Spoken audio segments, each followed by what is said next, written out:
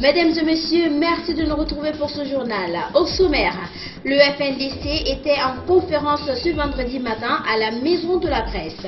Les leaders du Front anti-troisième mandat ont déploré la volonté du président Alpha Condé à aller au référendum. Un référendum qui sera couplé aux législatives. Abdourahmane Sano et ses pairs n'entendent pas se laisser faire. En Chine, l'épidémie coronavirus a fait 26 morts. 40 millions de Chinois sont désormais confinés dans 13 communes. C'est tout pour le sommaire. Dans un instant, les détails. Bonsoir à tous et bienvenue. Les membres du FNDC étaient face à la presse ce vendredi.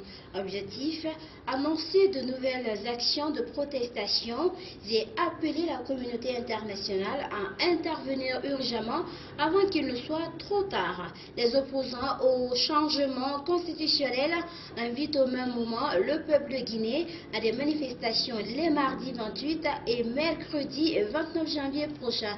Ils l'ont fait savoir au cours d'une conférence de presse qu'ils ont organisée à la maison commune des journalistes à Kipé. Alpha Ibrahima Touré. Le FNDC parle de l'obstination du président Alpha Condé à soumettre au référendum un projet de nouvelle constitution à l'effet de s'octroyer un troisième mandat. Un acte qui, selon eux, est illégal, est en passe d'entraîner la Guinée dans un chaos aux conséquences irréversibles. En effet, ni la répression sanglante des forces de défense et de sécurité, ni la stratégie d'ethnisation de la lutte contre le troisième mandat employé par le pouvoir, ni la répression judiciaire n'ont réussi à détourner les Guinéens de leur quête à l'alternance démocratique dans le respect des lois. Pour le FNDC, le temps n'est plus au discours, mais à la prise d'actions concrètes pour éviter à 12 millions de Guinéens d'être pris en otage.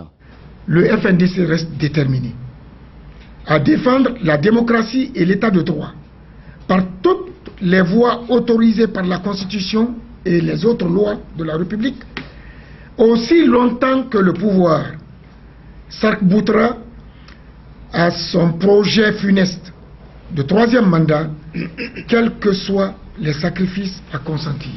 Face au risque d'embrasement qui guette la Guinée et la sous-région, le FNDC invite particulièrement la communauté internationale, notamment la CEDEAO, l'Union africaine, l'Union européenne et les Nations unies, ainsi que tous les partenaires techniques et financiers de la Guinée, à prendre les mesures urgentes qui s'imposent avant qu'il soit trop tard. Pour terminer, le coordinateur du Front a, au nom de ses pairs, lancé un nouvel appel à manifestation pratiquement les 28 et 29 janvier prochains. Cependant, il revient avant tout à nous, peuple de Guinée, de continuer à assumer nos responsabilités en répondant massivement à l'appel de résistance du FNDC les mardis 28 et mercredi 29 janvier 2020. Que tous les citoyens majeurs opposés au troisième mandat manifestent dans leur quartier, leur district, leur sous-préfecture et sur l'ensemble du territoire national dans les différentes villes du pays. Présent à cette conférence de presse organisée par le Front national pour la défense de la Constitution ce mercredi, les deux leaders des partis politiques, notamment UFR et UFDG, se sont prononcés sur la sortie médiatique du président de la République concernant le projet de constitution et le référendum. Pour eux, pas question de laisser le temps à Alpha Condé pour imposer ce projet qu'ils qualifient de machiavélique. Alpha Ibrahima Touré. Face à la situation qui prévaut dans le pays, le président de l'Union des forces républicaines a, au cours de cette conférence du FNDC, pointé du doigt le président de la République. Pour lui, Alpha Condé est à la base de tout le drame que le pays encourt à présent. Tout le drame que nous avons dans notre pays à l'heure actuelle, qui nous amène, si vous voulez, à ce que nous appelons une catastrophe, mais qui arrive, n'est que le fait d'un seul individu, de la volonté d'une seule personne, du rêve d'une seule personne de rester au pouvoir jusqu'à sa mort. Ce n'est rien d'autre. Si l'idée n'existait pas en réalité de perpétuer le gouvernement, le magistère d'Alpha pour un troisième mandat, un président qui finissait son mandat en 2020 n'avait rien à faire avec des élections législatives qu'il a lui-même retardées pendant 12-14 mois. Sur le même point, le leader de l'UFDG n'a pas mâché ses mots. Le problème, c'est qu'il ne cherche pas la paix. Il a demandé à ses partisans de se préparer à l'affrontement. On est dans l'affrontement, il est à l'aise.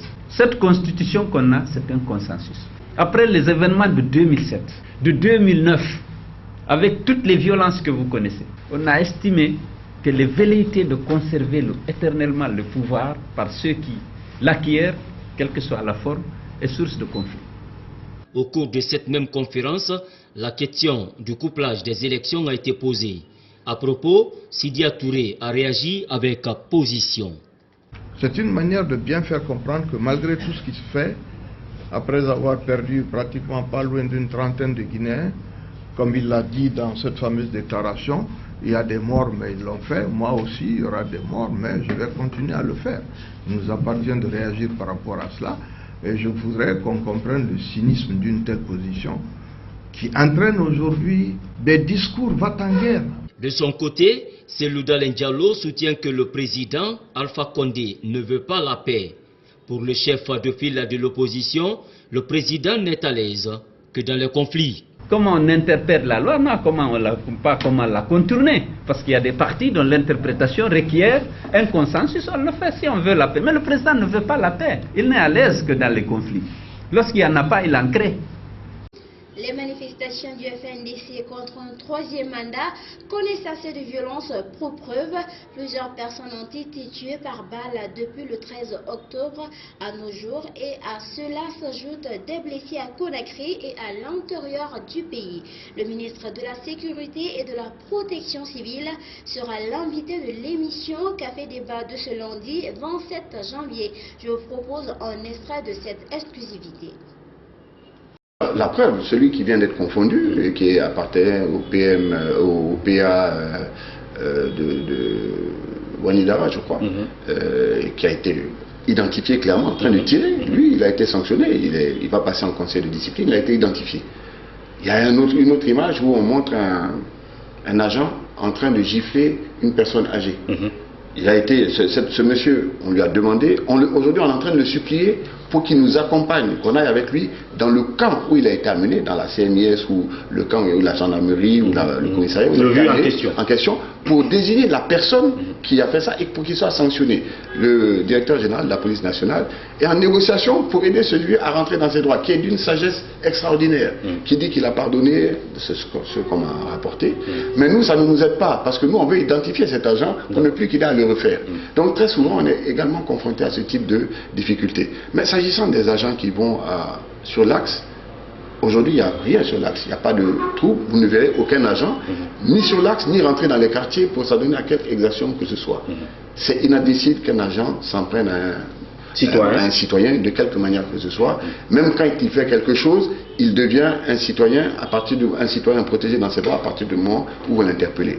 Ces exactions, nous luttons contre. Ce qu'il faut savoir, c'est que je viens de suivre un débat en France sur les exactions que la police, qui sont reprochées à la police, qui sont très graves, avec des personnes menottées qui ont été battues. Donc ce sont des choses qui peuvent arriver, qui ne sont pas acceptables, qu'on doit combattre. Mais c'est plus facile de le faire ensemble, quand on s'entend sur les règles de manifestation, quand on évite les manifestations non déclarées, de manière spontanée et on va dire entre guillemets sauvage, que lorsqu'on le fait de manière consensuelle avec des dispositifs qui permettent de se surveiller les uns les autres. Nous ne l'acceptons pas. Nous allons le condamner à chaque fois que nous aurons des preuves que les agents, mais en faisant très attention à la manipulation.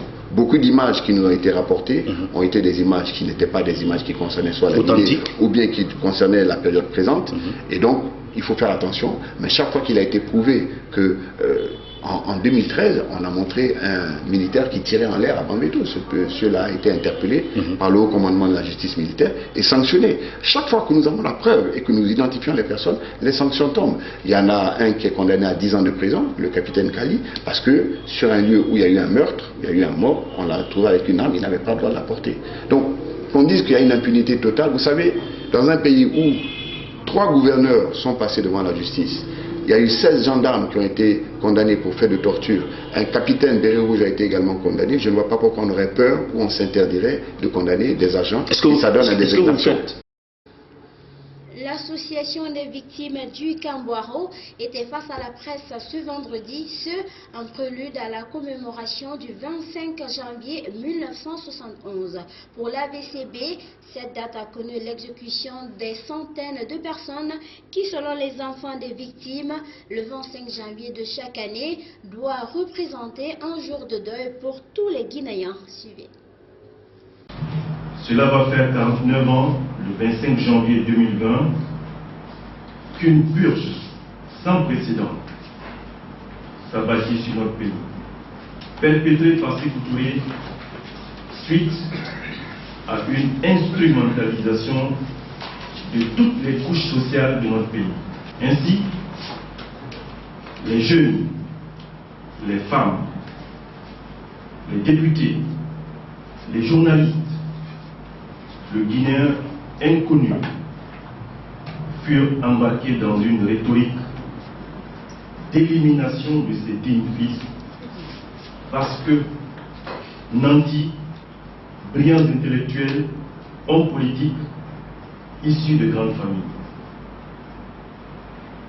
Sékou Touré décida de les éliminer en fomentant un complot contre eux et en trompant sa population qu'il avait choisi pour défendre les intérêts de la Guinée.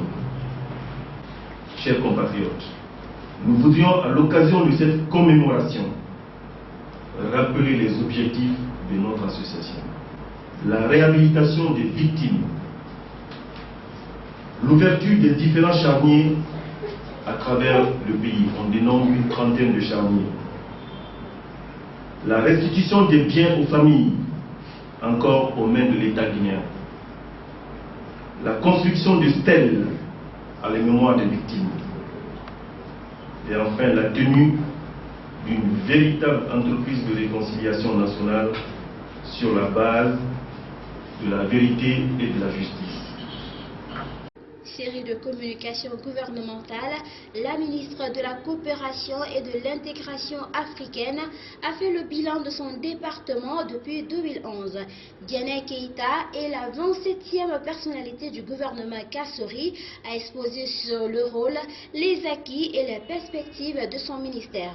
Un ministère stratégique dans la recherche des fonds avec les partenaires techniques et financiers. Mamadou Tanouba pour le reportage. Elle est la 27e ministre à faire l'exposé du bilan de son département depuis l'arrivée d'Alpha Condé au pouvoir. Diané Keïta du ministère de la Coopération et de l'Intégration africaine a passé plus de 30 minutes à parler de la mission, des acquis et des perspectives de son département. Un département stratégique pour la Troisième République dans la mobilisation des fonds et des ressources. Au cours des 9 dernières années, plus de 300 accords de coopération et de conventions de financement et autres instruments juridiques ont été signés avec les partenaires bilatéraux et les partenaires multilatéraux pour le financement de projets et programmes de développement du pays. Ceci a permis de mobiliser une enveloppe financière globale de plus de 3,5 milliards de dollars des États-Unis. Diané Keïta, sur le plan de l'intégration africaine, est revenu sur la présidence d'Alpha Condé à la tête de l'Union africaine. Le mandat du président de la République à la tête de l'organisation en 2017 et 2018 a été placé sous la thématique et la promotion du potentiel de la jeunesse africaine et de la thématique du dividende démographique. Le ministère de la Coopération et de l'Intégration africaine, dans le cadre de la coopération bilatérale, a signé plusieurs accords avec des pays développés. Le ministère a signé au nom du gouvernement des accords de plus de 9 000 milliards de francs guinéens. Avec les États-Unis d'Amérique, plusieurs enveloppes ont été signées et les montants sont disponibles et on peut en parler. 41 millions de dollars US, donc plus de 4 000 milliards de francs guinéens dans les différents secteurs. Également avec l'USAID, une enveloppe de 12 millions de US dollars, soit près de 900 000 milliards de francs guinéens aussi. Parmi les perspectives, on peut noter, entre autres, construction du siège de l'Assemblée nationale, construction du palais de la culture, réalisation du 4e projet d'adduction d'eau, l'ouverture de nouveaux partenariats, la finalisation des documents de politique, etc., etc. La relance du 10e don hors projet, n'est-ce pas, monsieur l'ambassadeur? La promotion de la coopération sur l'énergie bleue et renouvelable. Nous sommes le château d'eau de l'Afrique de l'Ouest. Nous avons de l'eau en pagaille et la promotion de la coopération d'énergie bleue sera absolument essentielle pour les populations et un développement à visage humain dans notre pays. En interactualité, Isabel dos Santos, la fille de l'ancien président angolais, a rejeté les accusations de la justice angolaise pour blanchiment et détournement. Autre information, le dirigeant d'une banque congolaise cité dans l'affaire a démissionné. Un autre banquier portugais a été retrouvé mort chez lui. Reportage. Moins de 4 jours après la publication des Luanda Leaks, le procureur général angolais débarque à Lisbonne. Dans le cadre de nos relations avec le bureau de la procureure de la République du Portugal, nous sommes ici pour voir ce que nous allons faire cette année. Êtes-vous ici pour demander de l'aide au Portugal? Je suis venu pour demander de l'aide sur de nombreux dossiers. Isabel dos Santos et son entourage possèdent au Portugal des participations dans au moins 17 sociétés. Elle contrôle notamment l'opérateur de télécommunications NOS, détient une importante participation indirecte dans le groupe pétrolier Galp Energia. Elle est aussi l'actionnaire principal d'Eurobic. Selon des médias portugais, c'est par cette banque qu'elle aurait transféré des fonds d'origine douteuse au Portugal. Le gestionnaire de ses comptes privés chez Eurobic, mis en cause lui aussi dans les Luanda Leaks, a été retrouvé mort mercredi à son domicile. Il se serait suicidé. Isabel dos Santos a-t-elle bénéficié de complicité dans le pays? La justice portugaise a confirmé avoir ouvert une enquête début janvier sur son compte. Le Portugal prend ses responsabilités et va collaborer pleinement à une enquête menée par les autorités d'un pays ami. Si les Luanda Leaks suscitent l'embarras, voire l'inquiétude au Portugal, en Angola, ces révélations ne surprennent pas. En particulier dans les rangs de l'opposition. Le père d'Isabel dos Santos, le président José Eduardo dos Santos, a régné sur l'Angola pendant près de 40 ans. Son parti, le MPLA, plus longtemps encore. Nous savons que c'est un système qui a été créé pour favoriser un groupe politique, une famille, certains groupes d'opérateurs économiques. Nous devons démanteler toute cette corruption qui s'est accumulée au cours des 44 années de gouvernance du MPLA. Isabel dos Santos a été formellement accusée en début de semaine en Angola d'une myriade de délits, parmi lesquels fraude, détournement de fonds, blanchiment d'argent.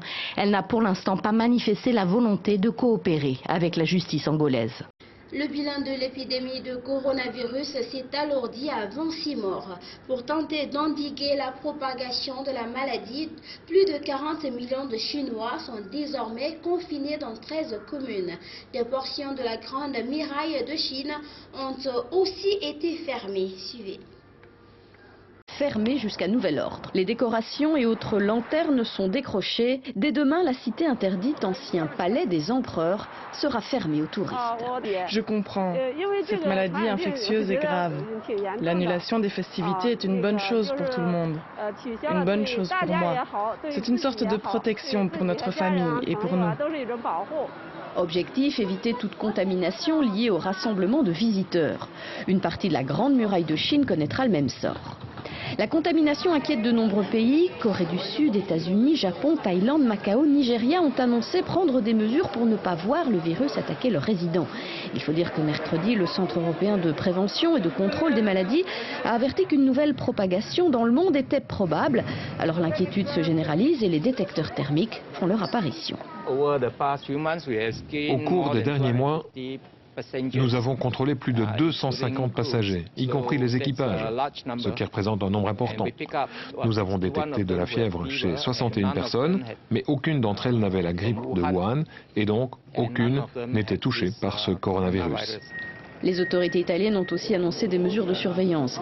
Les passagers en provenance de Wuhan doivent se soumettre à des contrôles stricts. Un canal sanitaire avec contrôle de la température via scanner est prévu. Les caractéristiques de ce canal sanitaire, c'est qu'il y a des indications dans une seule direction. On ne peut pas faire marche arrière. Mesures de protection et de confinement également au Vietnam, où 2 premiers cas de coronavirus ont été signalés hier. Un Chinois de 66 ans et son fils de 28 ans sont malades. La fièvre a diminué. Les patients ont montré des signes d'amélioration, ils sont conscients, ils peuvent manger et boire maintenant. Une course contre la montre et contre le virus est engagée. La Chine a d'ailleurs décidé de confiner tous ses malades dans un nouvel hôpital. Les autorités affirment qu'il sera construit en 10 jours. L'actualité en France a toujours dominé par la grève contre la réforme des retraites. Les transports et la métro sont fortement perturbés aujourd'hui. Des manifestations sont prévues dans tout le pays au moment où le projet de loi est présenté en Conseil des ministres. Suivez ces précisions. Infatigable, le patron de la CGT, l'un des syndicats en France farouchement opposés à la réforme des retraites. Le revoilà à Paris, Philippe Martinez, place de la République, au cœur du cortège qui rejoindra cet après-midi la place de la Concorde. Tout le monde a compris une seule chose dans ce projet simple, c'est qu'on va travailler plus longtemps. Au moins jusqu'à 64 ans, et voire plus, parce que quand on fait l'addition de 43 ans avec un début de carrière, on est parti pour travailler très longtemps. C'est la seule chose simple qu'on a compris dans ce projet. Depuis mercredi, la CGT attise la flamme sur les piquets de grève et promet 3 jours d'action la semaine prochaine. Ne rien lâcher et continuer de faire peser sur l'exécutif la menace d'un blocage du pays ne le fait pas plier pour autant. Le temps est venu de construire un système universel de retraite. La réforme, après des semaines de conflits et quelques concessions, devrait être adoptée en Conseil des ministres. La réforme pour une retraite universelle crée toujours des remous, toutes professions confondues, cible prioritaire Emmanuel Macron et son gouvernement. Et les contestataires ne sont jamais à court d'idées ni de prestations.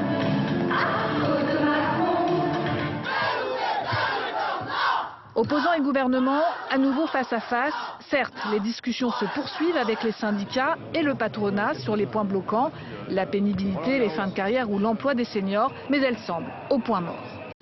Et voilà donc, mesdames et messieurs, c'est ainsi que prend fin cette édition d'information réalisée par toute l'équipe de Gangan RTV. À tous, merci de l'avoir suivi et merci de votre fidélité à Gangan TV.